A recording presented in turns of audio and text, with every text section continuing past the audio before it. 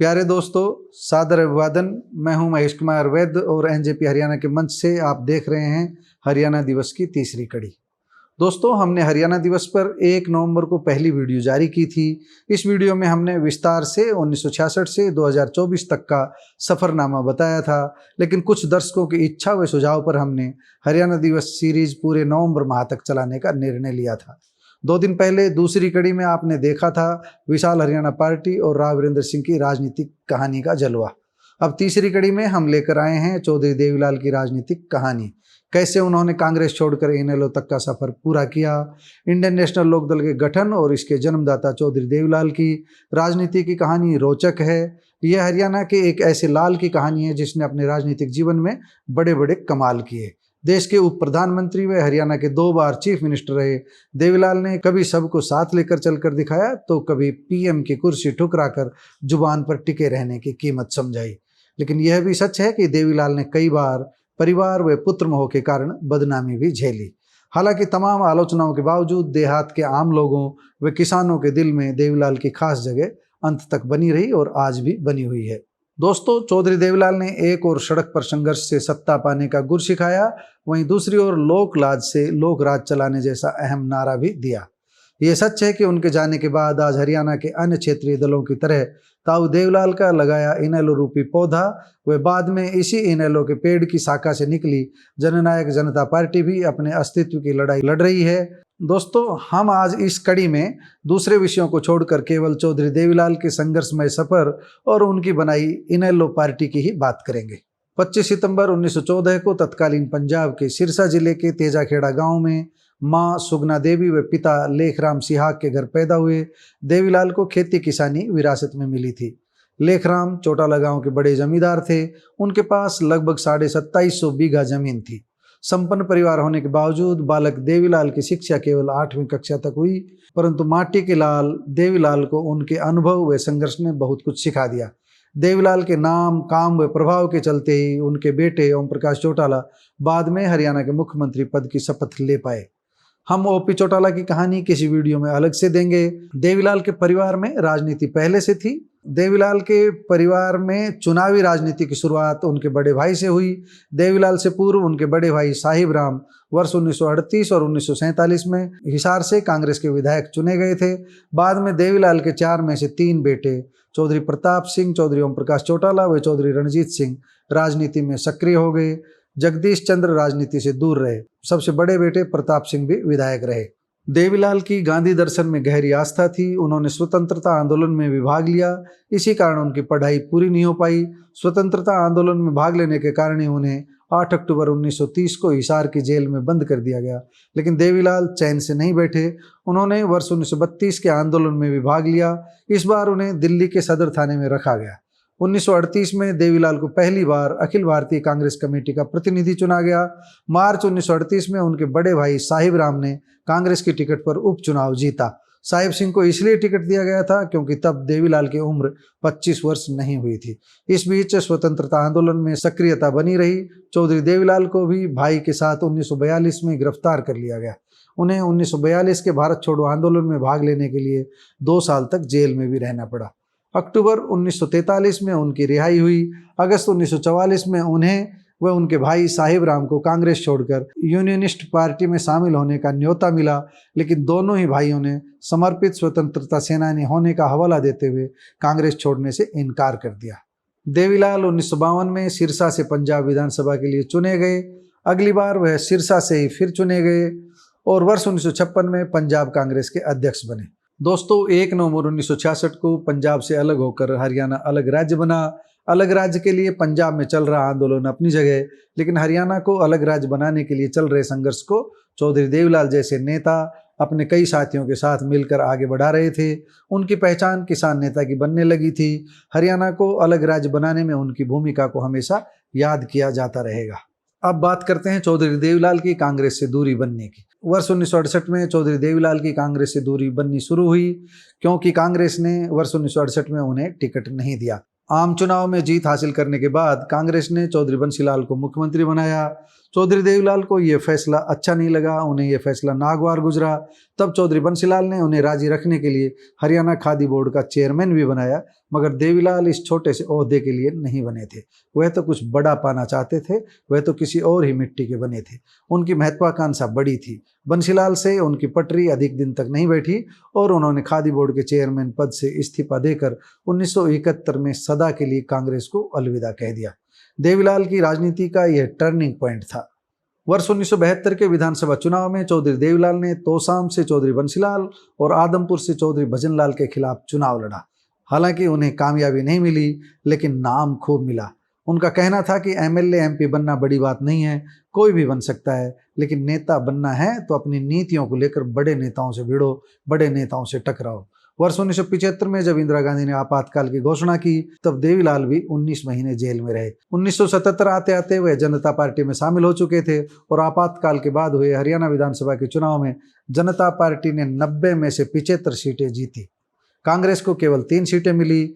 चौधरी देवीलाल को हरियाणा की कमान सौंपी गई। इस तरह देवीलाल जनता पार्टी के टिकट पर भट्टू कला से चुनाव जीतकर पहली बार हरियाणा के मुख्यमंत्री बने। एक किस्सा बेहद प्रचलित है। बंसीलाल से बदला लेने के लिए देवीलाल आतुर थे। जब उन्हें चीफ मिनिस्टर बनने का अवसर मिला तो उन्होंने बंसीलाल को हथकड़ी लगवाकर भिवानी की सड़कों पर घुमवाया। घुमवाने की बात इसलिए कही जाती है क्योंकि बंसीलाल को उन पर लगाए गए आरोपों के कारण खुली जीप में कोर्ट परिसर में ले जाया गया था।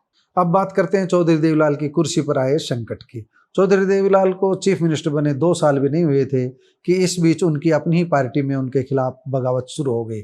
इसके पीछे चौधरी भजनलाल का हाथ था। कहा जाता है कि भजनलाल ही बगावत को हवा दे रहे थे। दोस्तों, तब जनता पार्टी में चौधरी चरण सिंह व मोरारजी देसाई के 2 गुट थे। देवीलाल चरण सिंह के साथ थे और भजनलाल मोरारजी देसाई के साथ थे।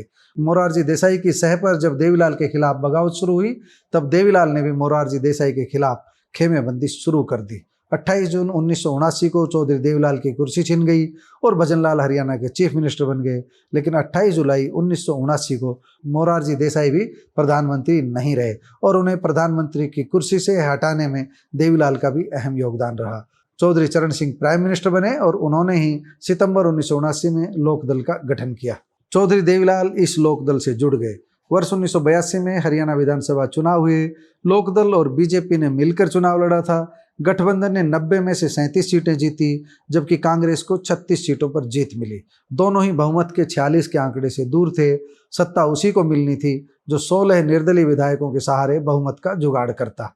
केंद्र में इंदिरा गांधी की सरकार थी। अटल बिहारी वाजपेयी सबसे बड़े गठबंधन के आधार पर लोकदल की सरकार के पक्ष में थे। राज्यपाल जीडी तपासे ने देवीलाल को बहुमत साबित करने के लिए बुला भी लिया, क्योंकि देवीलाल 8 निर्दलियों के समर्थन का पत्र भी राज्यपाल तपासे को सौंप चुके थे। राज्यपाल विधायकों की परेड चाह रहे थे। तोड़फोड़ के डर से देवीलाल अपने समर्थकों के साथ हिमाचल प्रदेश में चले गए। उधर देवीलाल ठंडी वादियों में पहुंचे अपने विधायकों को लेकर, लेकिन इधर एक नाटकीय घटनाक्रम में राज्यपाल ने अगले दिन दिल्ली पहुंचकर हरियाणा भवन में कांग्रेस विधायक दल के नेता भजनलाल को मुख्यमंत्री पद की शपथ दिला दी। इसी प्रकरण से थप्पड़ कांड की गूंज पैदा हुई थी। देवीलाल ने अगले दिन राजभवन पहुंचकर तपासे की ठुड्डी पकड़ ली। कुछ लोग थप्पड़ की बात भी करते हैं। वर्ष 1982 का चुनाव देवीलाल ने महम से जीता था। इस घटना के बाद देवीलाल संघर्ष में कूद पड़े। उसी दौर में 23 मार्च 1986 को जींद की एक विशाल रैली में उन्होंने हरियाणा संघर्ष समिति के बैनर तले पूरे हरियाणा में न्याय युद्ध शुरू करने का ऐलान कर दिया। इस न्याय युद्ध में बड़े बड़े भाजपा नेता और रघु यादव जैसे समाजवादी नेता शामिल हुए। इस न्याय युद्ध ने देवीलाल की लोकप्रियता शिखर पर पहुंचा दी। 1987 में हुए विधानसभा चुनाव में इसी आंदोलन की बदौलत चौधरी देवीलाल के नेतृत्व में बने गठबंधन को 90 में से 76 सीटों पर जीत मिली। इनमें लोकदल को 60 व भाजपा को 16 सीटों पर जीत मिली। कांग्रेस केवल 5 सीटों पर सिमट कर रह गई। देवीलाल दूसरी बार चीफ मिनिस्टर बने। वह 2 दिसंबर 1989 तक चीफ मिनिस्टर रहे। इस बीच एक खास बात यह रही कि वर्ष 1989 के लोकसभा चुनाव में उन्होंने राजस्थान की सीकर, हरियाणा की रोहतक व पंजाब की फिरोजपुर लोकसभा सीटों से एक साथ चुनाव लड़ा। फिरोजपुर में हार हुई, लेकिन रोहतक व सीकर दोनों जगह जीत दर्ज की। देवीलाल ने रोहतक से इस्तीफा दिया। यह देवीलाल के लिए बड़ी राजनीतिक भूल साबित हुई। रोहतक वालों ने इसे अच्छा नहीं माना और इसकी सजा लंबे समय तक देवीलाल परिवार को दी। हालांकि 1989 में 2 स्थानों पर मिली जीत के बाद वह रोचक घटनाक्रम हुआ जिसे आज भी याद किया जाता है। 1 दिसंबर 1989 को जब वीपी सिंह ने संसद के बीच चौधरी देवीलाल को प्रधानमंत्री पद के लिए नामित किया, तो उन्होंने विनम्रता से प्रधानमंत्री का पद लेने से इनकार कर दिया। प्रधानमंत्री की कुर्सी ठुकराना बहुत बड़ी बात थी।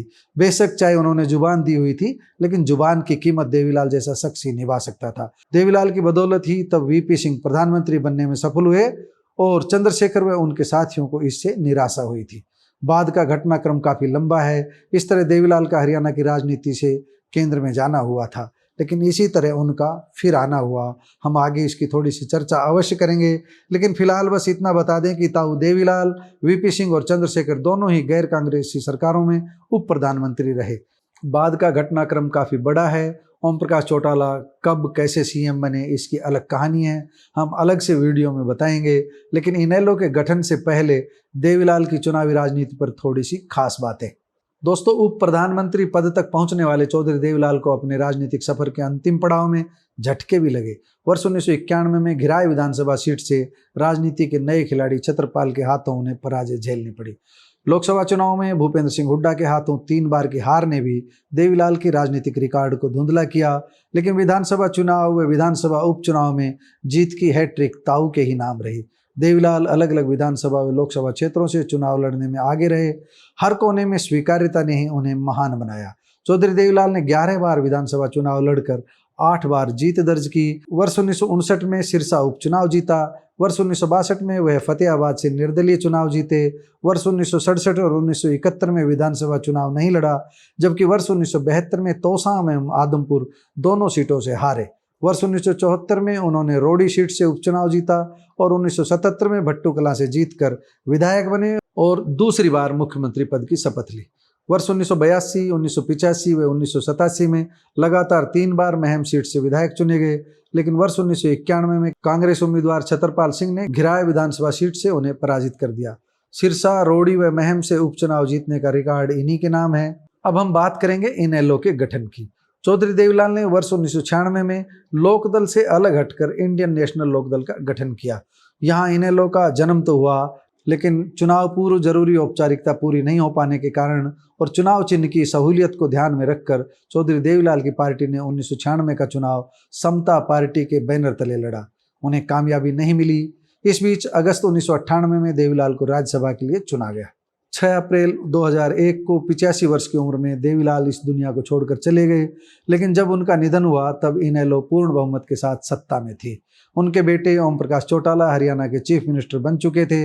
वर्ष 2000 के चुनाव में इनेलो ने अपने ही चुनाव चिन्ह पर 47 सीटें जीती थी।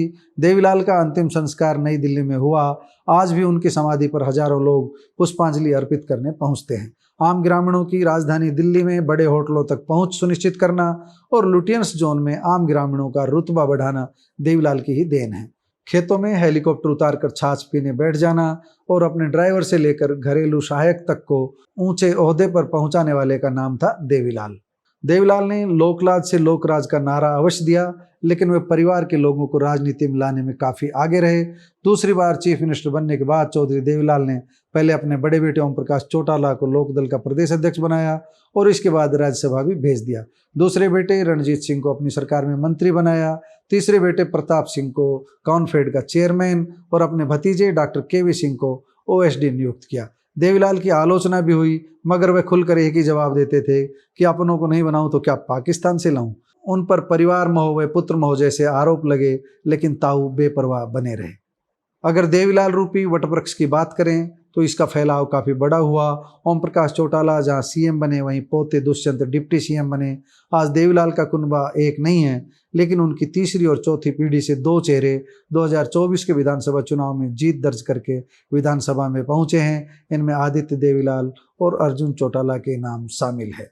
दोस्तों, चौधरी देवीलाल और इनेलो के गठन से जुड़ी हमारी ये रिपोर्ट आपको कैसी लगी, कमेंट बॉक्स में जाकर बताइएगा जरूर। नमस्कार, धन्यवाद।